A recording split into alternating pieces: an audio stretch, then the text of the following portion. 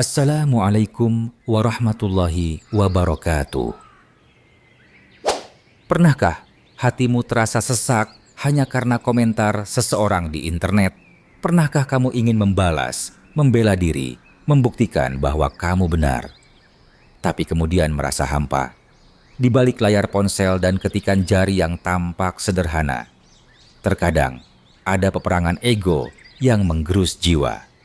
Sobat Mukmin, hari ini kita akan membahas sebuah sikap yang tampak seperti kekalahan, tapi sesungguhnya adalah kemenangan paling mulia, mengalah dalam perdebatan. Hari ini, media sosial telah menjadi bagian dari hidup kita. Tempat kita berbagi, belajar, berdakwah, tapi juga medan perang opini, benturan ego, dan debat yang tak jarang berubah menjadi kusir. Seringkali niat kita baik, ingin menjelaskan kebenaran, ingin membela agama, ingin meluruskan kekeliruan. Namun, niat yang baik saja tidak cukup bila tidak disertai adab dan kebijaksanaan. Kita lupa bahwa tidak semua hati siap menerima. Tidak semua orang ingin memahami. Banyak yang hanya ingin menang. Disinilah kita diuji, bukan hanya akal kita, tapi jiwa kita.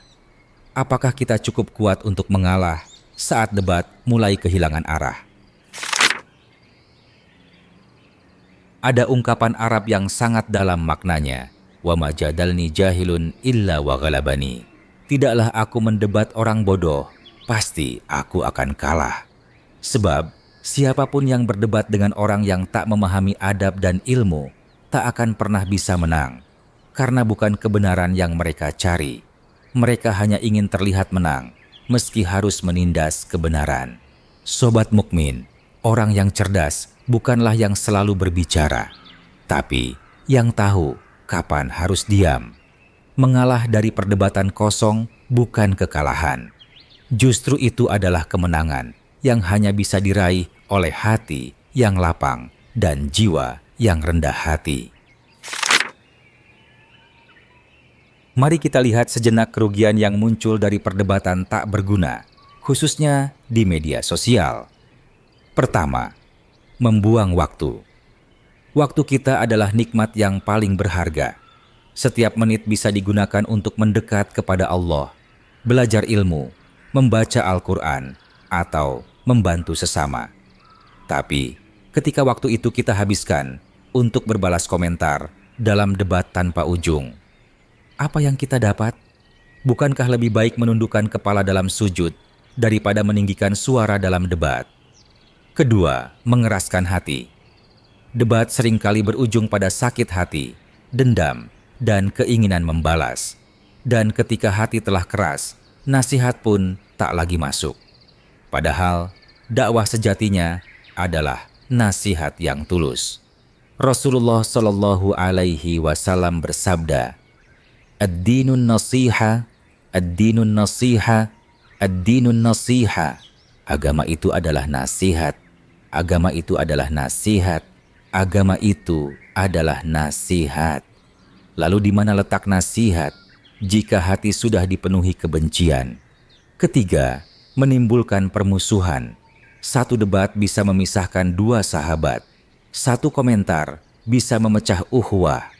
Padahal Islam mengajarkan kita untuk saling mencintai karena iman, bukan saling menjatuhkan karena pendapat. Nabi Sulaiman alaihissalam pernah menasihati putranya, "Ya bunayya, iyyaka wal mira'a, fa inna naf'ahu qalil, wa huwa yuhijul adawata bainal ikhwan."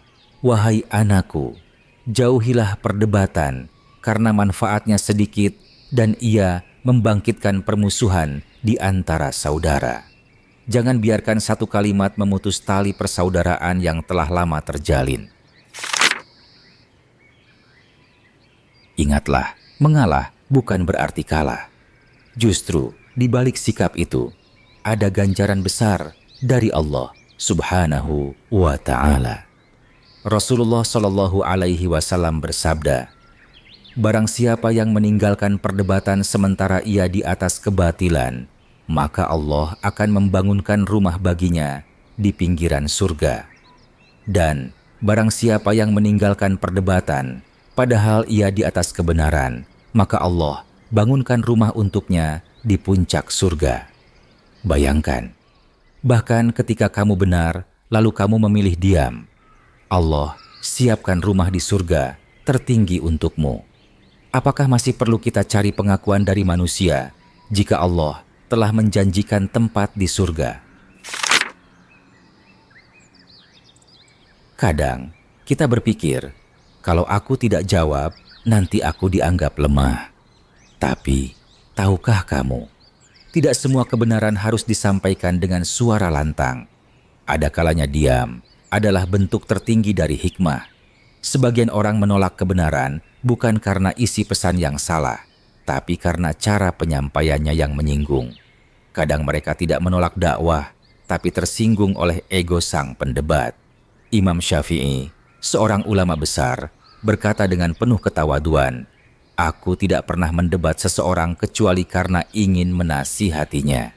Dan beliau pun berkata, "Demi Allah, tidaklah aku berdebat dengan seseorang melainkan aku berharap akulah yang salah." Lihatlah kerendahan hati beliau. Dalam posisi sebagai ulama, beliau masih berharap agar dirinya yang salah, agar saudaranya tidak malu dan bisa menerima kebenaran. Beginilah seharusnya dakwah, dibangun atas dasar cinta dan kasih sayang, bukan ego dan amarah. Sobat Mukmin, mari kita jaga hati kita dari debat yang melelahkan. Mari kita isi waktu kita dengan hal-hal yang membawa kita lebih dekat pada Allah. Ketika godaan untuk berdebat datang, ingatlah, apakah ini akan memperbaiki atau justru merusak? Apakah ini membawa kedamaian atau menambah permusuhan? Apakah Allah ridho dengan ucapanku ini? Dan jika hatimu masih berat untuk mengalah, bayangkanlah rumah indah yang telah Allah siapkan di surga hanya untukmu, karena kau memilih untuk diam dalam kebenaran. Mari kita berdoa bersama. Allahumma aj'alna minal ladzina idza khatabahumul jahilun qalu salama. Ya Allah, jadikanlah kami termasuk orang-orang yang apabila dijahili, mereka membalas dengan penuh kedamaian. Jangan gengsi untuk mengalah, jangan malu untuk diam, karena yang kau jaga adalah ukhuwah, yang kau bela adalah akhlak, dan yang kau cari adalah ridho Allah, bukan tepuk tangan manusia. Jika video ini menyentuh hatimu, jangan lupa klik like, subscribe, dan share kepada sahabat-sahabatmu. Mungkin dengan satu klik itu, kita telah mencegah satu perdebatan dan menyelamatkan satu ukhuwah. Apa pengalamanmu menghadapi debat yang tidak berguna? Bagaimana cara kamu menghindarinya? Sampai jumpa di video selanjutnya. Semoga Allah jaga lisan dan hati kita dari hal-hal yang tidak bermanfaat. Wassalamualaikum warahmatullahi wabarakatuh.